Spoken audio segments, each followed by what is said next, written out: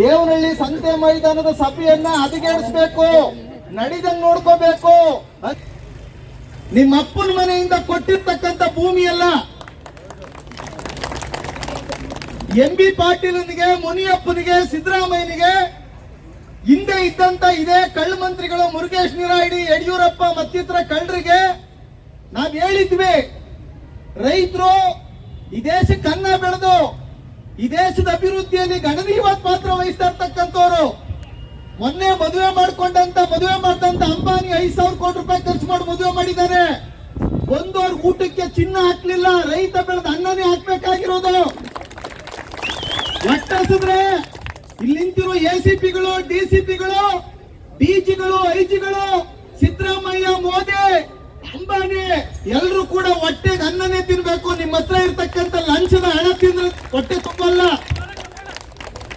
ಹಾಗಾಗಿ ನಾವು ಕೇಳ್ತಾ ಇರೋದಿಷ್ಟೇ, ಮುಖ್ಯಮಂತ್ರಿಗಳನ್ನ ನಾವು ಭೇಟಿ ಮಾಡಬೇಕು. ಅವ್ರ ಮನೆಗೆ ಜಾಥಾ ಅಂತ ಇಟ್ಕೊಂಡಿದೀವಿ. ನಮ್ಮ ನೀವು ತಡಿಬೇಕು ಅಂತ ಹೇಳಿ ಸಾಲಾಗಿ BMTC ಬಸ್ಗಳನ್ನ, ಪೊಲೀಸ್ ವ್ಯಾನ್ಗಳನ್ನ ನಿಲ್ಸ್ಕೊಂಡಿದ್ದೀರಾ. ಇದು ಪ್ರಜಾಪ್ರಭುತ್ವ ವ್ಯವಸ್ಥೆ. ಮುಖ್ಯಮಂತ್ರಿಯನ್ನ ಇಲ್ಗಾರು ಕರೆಸಿ, ಇಲ್ಲ ಮುಖ್ಯಮಂತ್ರಿ ಮನೆಗೆ ನಮ್ಮನ್ ಬಿಡಿ. ನೀವೇನಾದ್ರೂ ನಮ್ಮ ಪೊಲೀಸ್ ಬಲವನ್ನ ನೋಡ್ಕೊಂಡು, ರಿಸರ್ವ್ ವ್ಯಾನ್ಗಳು ನೋಡ್ಕೊಂಡು, ನಮ್ಮ ಕಿಸೆಯಲ್ಲಿರ್ತಕ್ಕಂಥ ಪಿಸ್ತೂಲ್ ನೋಡ್ಕೊಂಡು ಎದುರುಕೊಂಡು ಸಭೆಯಿಂದ ಹೋಗ್ಬಿಡ್ತಾರೆ ಅಂತ ತಿಳಿದಿದ್ರೆ ನಿಮ್ಮ ಮೂರ್ಖತನ. ನಾವು ಸಂತೆ ಮೈದಾನದ ಸಭೆ ಮಾಡ್ತಾ ಇರೋದು ಹೋರಾಟದ ಪ್ರತಿಜ್ಞೆಯನ್ನ ದ್ವಿಗುಣ ಮಾಡಿಕೊಂಡು ನಿಮ್ಮ ಪೊಲೀಸ್ ಬ್ಯಾರಿಕೇಡ್ ಅನ್ನ ತಳ್ಕೊಂಡು ಮುಖ್ಯಮಂತ್ರಿಗಳ ಮನೆಗೆ ಹೋಗ್ಲಿಕ್ಕೆ, ಮುಖ್ಯಮಂತ್ರಿಗಳ ಮನೆಗೆ ಹೋಗೋದನ್ನ ಯಾರು ಕೂಡ ತಪ್ಪಿಸ್ಲಿಕ್ಕೆ ಸಾಧ್ಯ ಇಲ್ಲ. ನಮ್ಮನ್ನು ನೀವು ಅರೆಸ್ಟ್ ಮಾಡ್ತೀನಿ ಅಂತ ಹೇಳಿದ್ರೆ ನಾವು ಅದಕ್ಕೂ ಸಿದ್ಧ ಇದ್ದೀವಿ. ಇಲ್ಲಿ ಬಂದಿರೋರು ಯಾರು ಕೂಡ ಸಭೆನಲ್ಲಿ ಭಾಗವಹಿಸಿ ಬೆಂಬಲ ಕೊಟ್ಟು ಮನೆಗೆ ಹೋಗಿ ಬಂದಿರೋರಲ್ಲ, ನಾವು ಜೈಲ್ಗೆ ಹೋಗಕ್ ಬಂದಿರೋರು. ಮುಖ್ಯಮಂತ್ರಿಗಳ ಮನೆ ಕರ್ಕೊಂತೀರಾ, ಜೈಲಿಗೆ ಕರ್ಕೊಂತೀರಾ, ನಿಮಗ್ ನಾವು ಸವಾಲ್ ಆಗ್ತಾ ಇದೀವಿ. ನಾವು ಮುಖ್ಯಮಂತ್ರಿಗಳನ್ನ ಭೇಟಿ ಮಾಡ್ತೇವೆ, ಈ ಹೋರಾಟವನ್ನು ನಿಲ್ಸಲ್ಲ ಅಂತ ಹೇಳ್ತಾ ಈ ಹೋರಾಟ ಯಶಸ್ವಿ ಆಗ್ತದೆ. ಯಾವ ಪೊಲೀಸ್ಗೂ ಕೂಡ ಇಲ್ಲಿರ್ತಕ್ಕಂಥವ್ರು ಎದುರಲ್ಲ ಅಂತ ಹೇಳ್ತಾ ನನ್ನ ಮಾತನ್ನು ಮುಗಿಸ್ತೇನೆ. ಧನ್ಯವಾದ. ಭಾಗವಹಿಸುತ್ತಿದ್ದಂತ ನಮ್ಮ ಹೊಸಕೋಟೆ ತಾಲೂಕಿನ ಮುಖಂಡರು ನಮ್ಮ ಹರೀಂದ್ರ ಸರ್ ಅವರು ಈ ಸಭೆಯನ್ನು ಕುರಿತು ಕೆಲವು ಮಾತುಗಳಾಡಬೇಕು ಅಂತ ಕೇಳ್ಕೊಂಡು.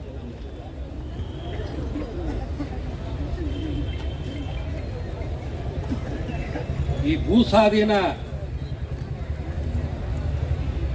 ವಿರೋಧಿ ಹೋರಾಟದಲ್ಲಿ ಭಾಗವಹಿಸಿರ್ತಕ್ಕಂಥ ಎಲ್ಲ ಹೋರಾಟಗಾರರೇ, ಈಗಾಗಲೇ ಇಬ್ಬರು ಮಾತನಾಡಿದ್ದಾರೆ, ಅನೇಕರು ಮಾತಾಡೋರು ಇದ್ದಾರೆ. ನಾನು ಹೆಚ್ಚಿಗೆ ಈ ವಿಷಯವನ್ನ ಹೇಳ್ಕೊಂಡು ಹೋಗೋದಕ್ಕೆ ಸಿದ್ಧ ಇಲ್ಲ. ಕಾರಣ ಇಷ್ಟೇ, ನಾವು ಯಾವ ಸಂದರ್ಭದಲ್ಲಿ ಇದ್ದೀವಿ ಇವತ್ತಿನ ದಿವಸ ಅಂತಕ್ಕಂಥ, ನಾವು ಬಿಜೆಪಿ ಸರ್ಕಾರ ಮಾಡ್ತಕ್ಕಂಥ ಭೂಮಿ ಸ್ವಾಧೀನ ಹೋರಾಟ ವಿರುದ್ಧ ಹೋರಾಟ ಮಾಡಿದಾಗ ಇವರು ಅದನ್ನು ವಿರೋಧ ಮಾಡ್ತಾರೆ ಕಾಂಗ್ರೆಸ್ನವರು. ಈಗ ಕಾಂಗ್ರೆಸ್ನವರು ಅಧಿಕಾರಕ್ಕೆ ಬರ್ತಾರೆ, ಅವರು ಅದೇ ಮಾಡ್ತಾರೆ ಅಂತ ಹೇಳಿದ್ರೆ ಅವರು ನಮ್ಮನ್ನ ಫುಟ್ಬಾಲ್ ಆಡಿಸ್ತಾ ಇದ್ದಾರೆ. ಈ ಫುಟ್ಬಾಲ್ ಆಗೋದಕ್ಕೆ ರೈತರು ಇವತ್ತಿನ ದಿವಸ ಸಿದ್ಧ ಇಲ್ಲ. ಅದೇ ರೀತಿ ನಾವು ಇವತ್ತಿನ ದಿವಸ ತೀರ್ಮಾನ ಮಾಡಿದ್ದೀವಿ. ಅಖಿಲ ಭಾರತ ವಕೀಲರ ಸಂಘ ಈ ಅನೇಕ ಬಾರಿ ನಿಮ್ಮ ಹೋರಾಟದಲ್ಲಿ ಭಾಗಿಗಳಾಗಿದ್ದೀವಿ. ಇನ್ನು ಮುಂದೆ ನಡೆಯತಕ್ಕಂತ ಎಲ್ಲಾ ಹೋರಾಟಗಳಲ್ಲೂ ಕೂಡ ನಾವು ನಿಮ್ ಜೊತೆಗೆ ಇರ್ತೀವಿ ಅಂತಕ್ಕಂಥ ಮಾತನ್ನ ಅಖಿಲ ಭಾರತ ವಕೀಲರ ಸಂಘದ ರಾಜ್ಯಾಧ್ಯಕ್ಷನಾಗಿ ನಾನು ಈ ಮುಂದೆ ಹೇಳಲಿಕ್ಕೆ ಇಚ್ಛೆ ಪಡ್ತೀನಿ.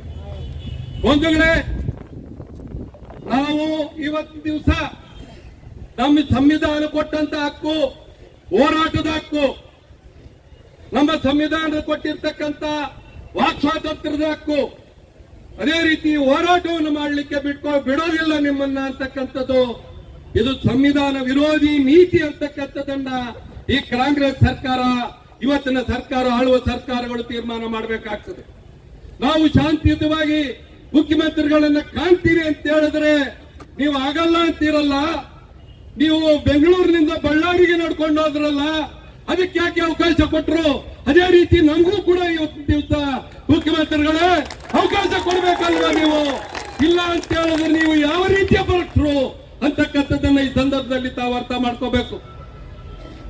ನಾವು ರೈತರು ಏನನ್ನ ಮಾಡ್ಬೋದು, ಸುಮಾರು ದಿವಸ ಹೋರಾಟ ಮಾಡಿ ಸುಮ್ಮನೆ ಆಗ್ತಾರೆ ಅನ್ನೋದಾದರೆ ಖಂಡಿತ ಇದು ಸಾಧ್ಯ ಇಲ್ಲ.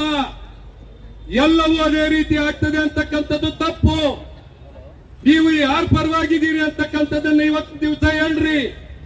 ಕಾರ್ಖಾನೆ ಮಾಲೀಕರ ಪರವಾಗಿದ್ದೀರಾ ಇಲ್ಲ ರೈತರ ಪರವಾಗಿದ್ದೀರಾ?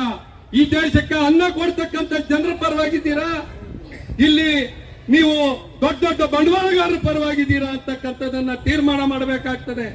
ಮುಖ್ಯಮಂತ್ರಿಗಳೇ, ನೀವು ಯಾವುದೋ ಮುಂದಿನ ಸಮಾಜವಾದಿಗಳು ಅಂತ ಹೇಳಿ ಬಂದಿರತಕ್ಕಂಥವರು ಸಮಾಜವಾದಿಗಳಾಗಿ ಇದ್ದೀರಿ. ನೀವು ರೈತರ ಪರವಾಗಿ ನಿಲ್ತಾ ಇದ್ದೀರಿ. ನಿಮ್ಮ ಸ್ಥಾನ ಮುಖ್ಯ ಅಲ್ಲ.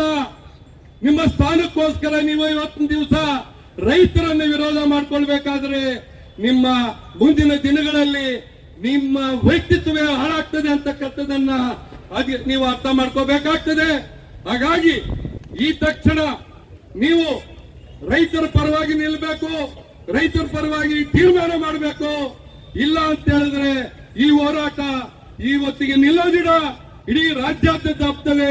ಇಡೀ ರಾಜ್ಯಾದ್ಯಂತ ವಕೀಲರನ್ನ ನಾವು ಸಂಘಟಿಸ್ತೀವಿ, ಈ ಹೋರಾಟಕ್ಕೆ ಬೆಂಬಲ ಕೊಡ್ತೀವಿ ಅಂತ ಹೇಳ್ತಾ ನನ್ನ 2 ಮಾತನ್ನು ಮುಕ್ತಾಯ ಮಾಡಿ. ಈ ಹೋರಾಟದಲ್ಲಿ ಭಾಗಿಯಾಗಿರುವ ಬೆಂಬಲಿಸಿರುವಂತಹ ಎಲ್ಲ ರಾಜ್ಯ ಮಟ್ಟದ ಜಿಲ್ಲಾ ಮಟ್ಟದ ಎಲ್ಲ ಸಂಘಟನೆಗಳ ಮುಖಂಡರಿಗೆ ಕಾರ್ಯಕರ್ತರಿಗೆ ಈ ಹೋರಾಟ ಸಮಿತಿಯ ಪರವಾಗಿ ನಾನು ಅಭಿನಂದನೆಗಳನ್ನು ಸಲ್ಲಿಸ್ತಾ, ಬೆಂಗಳೂರು ಗ್ರಾಮಾಂತರ ಜಿಲ್ಲೆ ಮತ್ತು ಬೆಂಗಳೂರು ಸುತ್ತ ನಾವು ಏನಾಗ್ತಾ ಇದೆ ಅಂತೇಳಿ ಸೂಕ್ಷ್ಮವಾಗಿ ನಾವು ಗಮನಿಸೋಣ. ಇಲ್ಲಿ ಮೊದಲನೇ ಸ್ಟೇಜ್ನಲ್ಲಿ ಕೈಗಾರಿಕೆ ಮಾಡ್ತೀವಿ ಅಂತ ಹೇಳಿ ಭೂಮಿ ತಗೊಂಡ್ರು. ಫಸ್ಟ್ ಅವರು ಭೂಮಿ ಅಲಾಟ್ ಮಾಡಿದ್ದು ಚಾಣಕ್ಯ ಯೂನಿವರ್ಸಿಟಿಗೆ. ನಮಗೆ ಗೊತ್ತಿಲ್ಲ ಚಾಣಕ್ಯ ಯೂನಿವರ್ಸಿಟಿ ಅನ್ನೋದು ಕೈಗಾರಿಕೆನಾ ಇಲ್ಲ ಶಿಕ್ಷಣ ವ್ಯಾಪಾರ ಮಾಡ್ತಾ ದಂಧೆ ಮಾಡಿ ದುಡ್ಡು ಮಾಡಲಿಕ್ಕೆ ಬಂದಿರತಕ್ಕಂಥ ಒಂದು ಯೂನಿವರ್ಸಿಟಿನ ಅಂತ. ಚಾಣಕ್ಯ ಯೂನಿವರ್ಸಿಟಿಗೆ ಕೊಟ್ಟರು. ಹಾಗೆ ಇವತ್ತು ಇಡೀ ಬೆಂಗಳೂರು ಗ್ರಾಮಾಂತರ ಜಿಲ್ಲೆಯಲ್ಲಿ ಕೈಗಾರಿಕಾ ಹೆಸರಿನಲ್ಲಿ, BDA ಹೆಸರಿನಲ್ಲಿ, ಟೌನ್ಶಿಪ್ ಹೆಸರಿನಲ್ಲಿ ಕಸ ಹಾಕ್ತೀವಿ, ಇನ್ನೊಂದು ಮತ್ತೊಂದು ಅಂತ ಹೇಳಿ ಇವತ್ತು ಇವರು ಯೋಜನೆ ಪ್ರಕಾರ ಏನಾದರೂ ಜಾರಿಗೆ ಬಂದ್ಬಿಟ್ರೆ ಬಹುಶಃ ಬೆಂಗಳೂರು ಗ್ರಾಮಾಂತರ ಜಿಲ್ಲೆಯಲ್ಲಿ ರೈತರಿಗೆ 1 ಎಕರೆ ಸಹ ಭೂಮಿ ಉಳಿಯೋದಿಲ್ಲ. ಇವತ್ತು ಸಂಪೂರ್ಣವಾಗಿ ಇವರೆಲ್ಲಾನು ಈ ರಿಯಲ್ ಎಸ್ಟೇಟ್ ಉದ್ದಿಮೆ ನಡೆಸೋರು, ದಂಧೆ ಮಾಡೋರು, ಭೂಗಳರು, ಮತ್ತೆ ರಾಜಕಾರಣಿಗಳು, ಪೊಲೀಸ್ ಅಧಿಕಾರಿಗಳು, ಸರ್ಕಾರಿ ಅಧಿಕಾರಿಗಳು ಎಲ್ಲರ ಹೆಸರಿನಲ್ಲಿ ಇವತ್ತು ಭೂಮಿ, ರೈತರ ಭೂಮಿ ಇವ್ರ ಕೈಗೆ ಹೋಗ್ತಾ ಇದೆ. ಆಶ್ಚರ್ಯ ಆಗುತ್ತೆ. ನಾವು ಈ ಹೋರಾಟದಲ್ಲಿ 1-2 ಹಳ್ಳಿಗೆ ಹೋದ್ವಿ. ಆ ಹಳ್ಳಿಯಲ್ಲಿ ಶಾಂಬೂರ್ ಶಿವಶಂಕರಪ್ಪನ ಸೊಸೆ ಹೆಸರಿನಲ್ಲಿ, ಅವರ ಬಂಧು ಬಾಂಧವರ ಹೆಸರಿನಲ್ಲಿ ಭೂಮಿ ಖರೀದಿ ಮಾಡಿದ್ದಾರೆ 2016ರಲ್ಲಿ. ಎಷ್ಟು ಖರೀದಿ ಮಾಡಿದ್ದಾರೆ? ಕೇವಲ 22 ಲಕ್ಷ, ಮ್ಯಾಕ್ಸಿಮಮ್ ಅಂದ್ರೆ 28 ಲಕ್ಷ. ಅಲ್ಲಿ ಮೊದಲು ಖರೀದಿ ಮಾಡ್ತಾರೆ ಆ ಊರಿನ ಎಲ್ಲ ಭೂಮಿಯನ್ನ. ಆಮೇಲೆ KIDBನವ್ರನ್ನ ಅಲ್ಲಿ ಕರ್ಕೊಂಡ್ಬಂದು ಕುಣಿಸ್ತಾರೆ.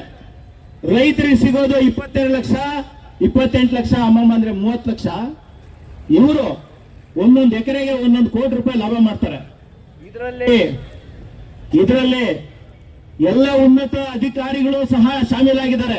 ಇವ್ರದೊಂಥರ ಈ ಅದೆಂತದ್ದು ಆಲಿಬಾಬಾ 40 ಕಂಡಿರುವಂತ ಒಂದು ಗ್ಯಾಂಗು. ಆ ರೀತಿ ಇವರು ಅಧಿಕಾರಿಗಳಿರ್ತಾರೆ, ರಾಜಕಾರಣಿಗಳಿರ್ತಾರೆ, ಸ್ಥಳೀಯ ಪುಡಾರಿಗಳಿರ್ತಾರೆ.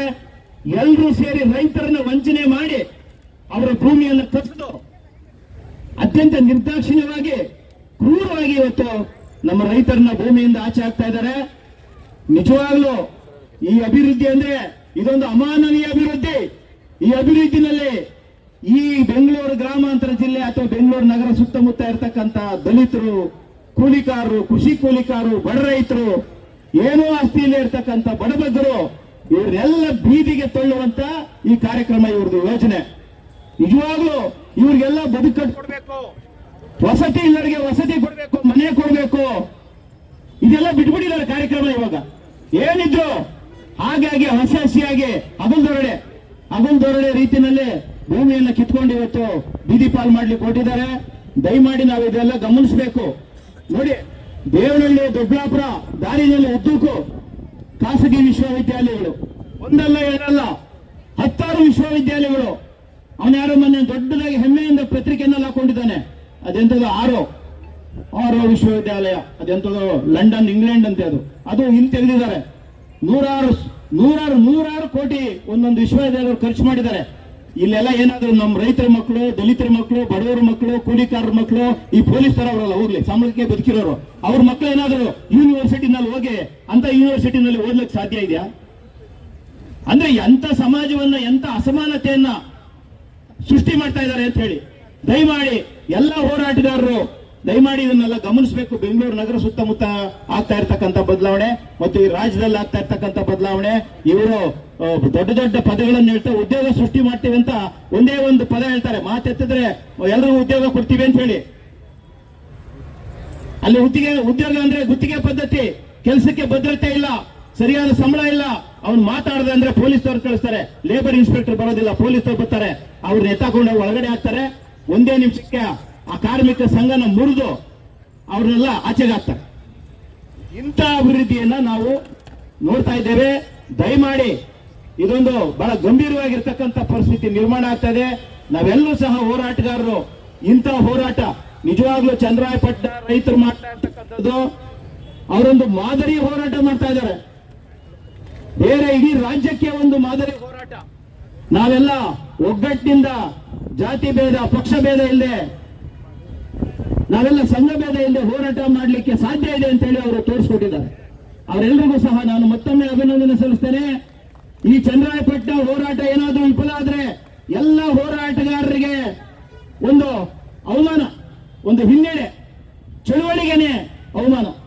ಆದ್ರಿಂದ ಎಲ್ಲ ಚಳುವಳಿಗಾರರು, ಎಲ್ಲ ಹೋರಾಟಗಾರರು ದಯಮಾಡಿ ಇದನ್ನ ಇನ್ನಷ್ಟು ಗಂಭೀರವಾಗಿ ಪರಿಗಣಿಸಿ ಇದೊಂದು ತಾರ್ಕಿಕ ಅಂತ್ಯ ಸಿಗುವವರೆಗೆ ಈ ಹೋರಾಟದಲ್ಲಿ ನಾವೆಲ್ಲ ಗಟ್ಟಿಯಾಗಿ ನಿಲ್ಲೋಣ ಅಂತ ಹೇಳಿ ಇಲ್ಲಿ ಮಾತನಾಡಲಿಕ್ಕೆ ಅವಕಾಶ ಮಾಡಿಕೊಟ್ಟ ತಮ್ಮೆಲ್ಲರಿಗೂ ನಾನು ಮಾತು ಮುಗಿಸ್ತೇನೆ. ನಮಸ್ಕಾರ.